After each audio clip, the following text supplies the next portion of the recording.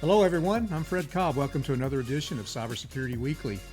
And again, with me today, I'm happy to have Chad Waddell. Chad is one of our senior security architects, just a really valuable asset to us here. And we're going to talk about things a little bit more technical with this episode than what we've done maybe on some previous episodes.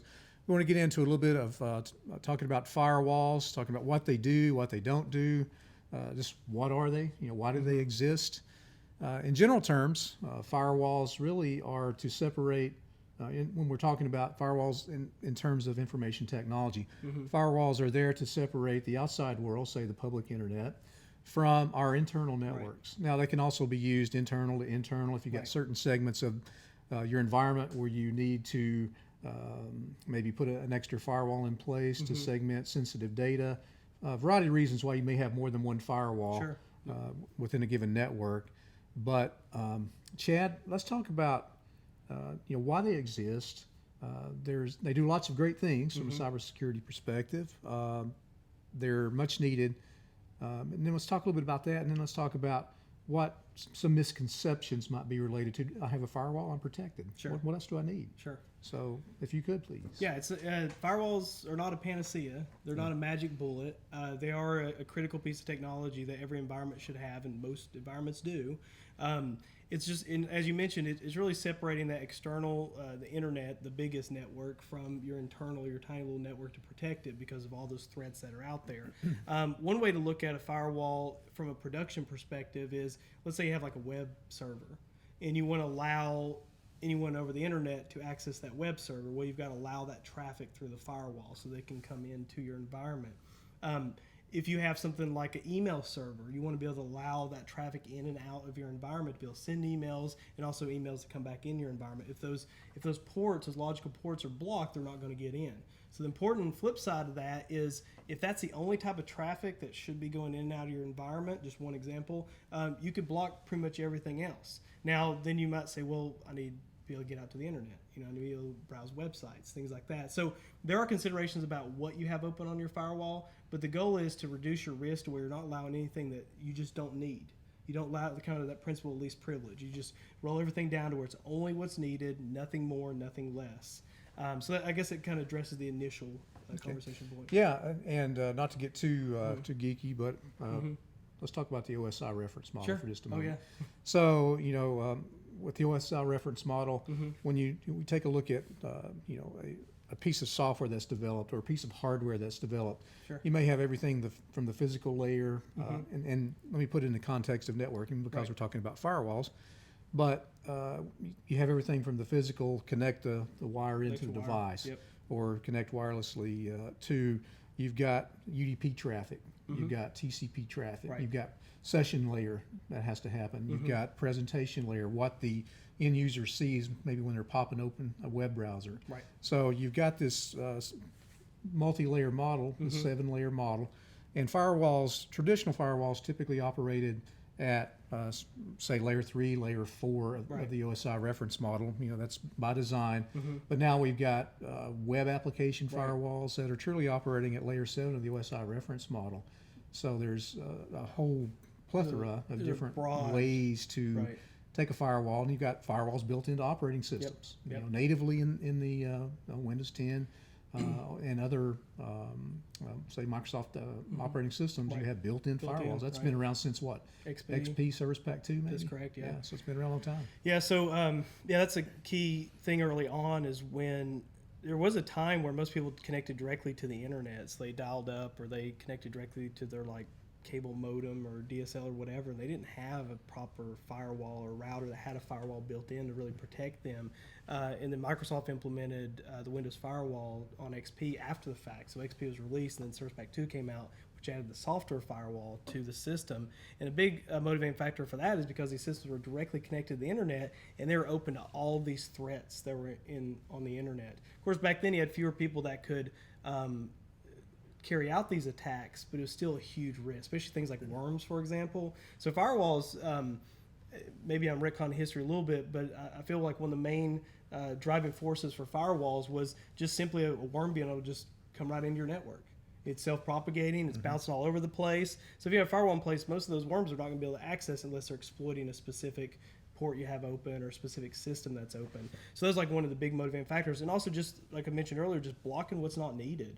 You want to reduce your risk overall, because that's the name of the game with security. You want to reduce your risk. But one of the biggest concerns out there, and this goes back to where we talked about patch management on a previous podcast, is that a lot of these firewalls are put in place, and you mentioned misconceptions that, I have a firewall, I'm secure. That's not necessarily the case. You need to make sure you maintain it just like you do your desktops, your laptops, your servers, whatever you run in your environment. And if you allow enough time to go by, there are plenty of vulnerabilities that are exposed out on the internet about these firewalls that could be easily patched, and you could reduce your risk. So just putting a firewall in there, as I mentioned earlier, is not a panacea. It's not a magic bullet. It's not going to just fix all your security woes, but it can add a lot of security layers at many different layers, even on the OSI model, that's going to protect your environment many different ways. So it's important not just to have it in place, have a good firewall in place. And that can be a difficult thing to understand and describe. That's why you kind of go to the experts on that. And then there's different advanced levels. And as far as different security products that are out there, firewalls are really broad range of technologies out there. But you want to have at least something more than the router you pick up at Walmart or Best Buy. You need to have something better than that built-in firewall. We'll be back with the Cybersecurity Weekly podcast after we pause for this special message. Security analysts believe cyber attacks will continue to escalate throughout 2020 and are recommending that every company, regardless of industry or size, place immediate focus on cybersecurity training and the tools that will protect you from these attacks. Did you know that you can book a cybersecurity assessment right now with Fred Cobb's team of cybersecurity engineers at Infosystems?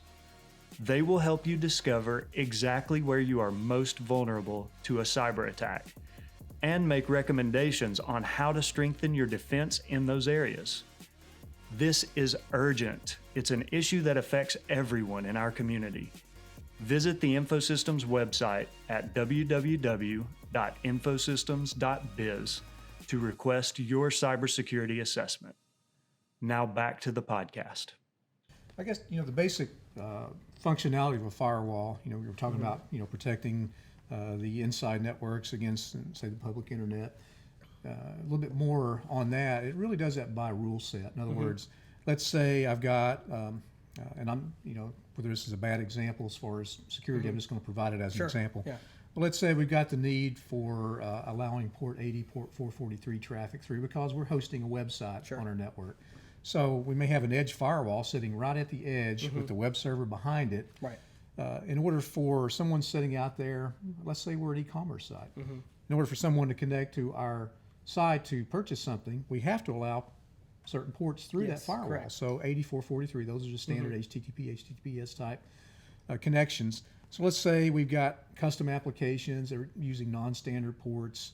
We have to create this rule set that says for this particular UDP or TCP port number or this particular type of traffic, if you see this, when I say if you, I'm talking about if the firewall sees this. Because it's monitoring the traffic. Right, it's monitoring that traffic based on the rule set that we've established, either allow or explicitly deny that type of traffic.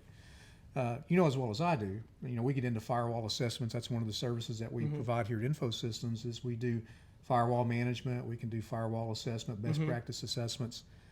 If you take a firewall that's been in production for some cases years, and incrementally that rule set has been adjusted. Or let's say someone's been in there troubleshooting or having problems with a specific app, and they say, well, for troubleshooting purposes, I'm just going to put in an any rule. Right. How many times have you seen that? Seen it quite a bit. I've seen it quite a bit. So we get into situations all the time where a firewall is not really providing what it was intended to do because the rule sets they're off base. You're negating the whole purpose of it by allowing everything through. Sure, any application you need to be out there on the internet, if you have an any type rule, it's going to be allowed. It's going to be exposed. And all the time, and this is one of the concerns on the firewall side, is that I mentioned earlier about the worms that bounce around the internet. But you also have bad actors, not just necessarily someone just sitting on a computer just pinging your network. There's bots out there that do it too, and what they do is they just ping sweep the internet, and they're going to hit all these most commonly used ports, and if they're open, they're going to try to exploit it. And let's say there is a critical vulnerability on your firewall that can be easily exploited. It's a well-known device like Cisco or SonicWall or whatever.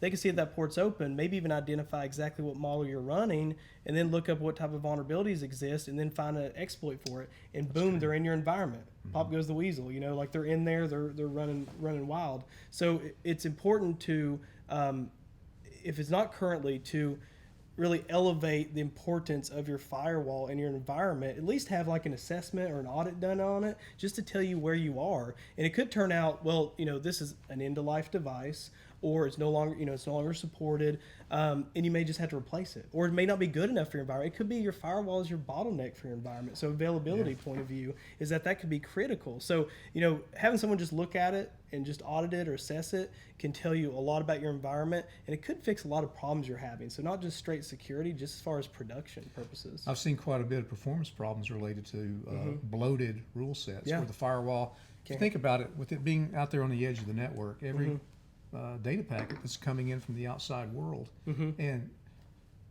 trust me when I say this, every firewall that's exposed to the internet is getting hammered. Oh yeah, absolutely. With nefarious actors, with bots, as you described just a couple of minutes ago. So there's so much processing that firewall is having to do packet inspection on every packet that's coming in, balancing that against the rule set, or applying that against the rule set to say, do I allow or do I deny this traffic? Slows things down. Yeah. So, and if you got a bad rule set configured, it leads to performance problems. If you've got a firewall that just can't keep up with the traffic that is hitting it, you can say, well, how's my network running so slow? Right. Is it something at the operating system level? Is it something at the switch level? It could just be a firewall. You could be spending hours and lots of resources and manpower and contractors to try to troubleshoot a problem that this whole time was on your firewall. Right. Yeah. Let's talk a little bit about what a firewall does not do, because again, the misconception is I've got a firewall. Misconception for a lot of people. Not everybody thinks this way, but a lot. When we go in and have security discussions with potential clients, or our clients are reaching out talking about their needs, and we're going in there and we're talking about, well, just what is your defense in depth? What are your layers of security? Oh, I've got a firewall. Yeah. Okay. So what does it not do? So it's it's not going to protect your systems directly from like malware. Like you still got to have an anti-malware in your systems, for example. Some people assume all firewalls do things like web filtering. They don't all do that. And then the ones that do, it may be an extra thing you have to purchase or add to it. Firewalls can be all things to all people. You can add a lot of functionality to them, but there's a lot of assumptions that, I buy this firewall and it has this long list of capabilities, but you've only paid for like a very small subset of that. So like from the get-go, you want to look at it from protecting your environment for certain traffic coming in and out, and that's the basis of it. But you don't want to think of it as mentioned earlier, like it's going to protect everything in your environment as far as like every possible security risk that you have. But yeah, it's not going to do the antivirus stuff against your local systems. It's not going to deal with a lot of these security layers that we deal with day in, day out. And it's not necessarily going to self-assess itself. So if you go on there, it may not alert you to those problems that are in place. I think that's key, because it's very important if you are utilizing a firewall. You need to have some sort of alerting capability within that firewall. You need to be pumping those logs into some sort of SIM, or you need to be manually doing the checks if you can't afford to have a SIM. If you're a smaller environment, to make sure the firewall's functional, the firewall rules are running appropriately. But you touched on the fact malware can get through. A fish can get through a firewall. Yeah, no problem. In some cases, depending on the version of firewall or the enterprise class of firewall that you have, DDoS or distributed denial of service attacks can still occur against your network, even if you have a firewall, and that can bring your network productivity down to a screeching halt. And you've got insider risk is always a threat. You've got the idea of a firewall can't protect you from unauthorized access. Another one comes to mind: a firewall can't protect you from data leakage. In other words, I may have a policy that says I can't put credit card numbers or protected health information into an email and send it out to a Gmail account somewhere. A firewall is not going to restrict you from doing that. Yeah, and it's key to point out too that like there are advanced firewalls that could potentially do some of this stuff, but the vast majority of them do not. So just because you read about one firewall may have DLP technology, for example, in it for data loss prevention. Vast majority of them do not. And then just because it's DLP, well, what type of DLP? Like, what's it watching for? It's not necessarily going to prevent an email necessarily going out with certain data in it. You may need to do that on your email system. So just because it has a certain feature, you need to make sure you investigate it, you look into it, you talk to the experts that understand how those work and identify exactly what it's doing for you. And then maybe some of those other features you may need to add or even replace your firewall with another firewall that has some more advanced capabilities. Yeah.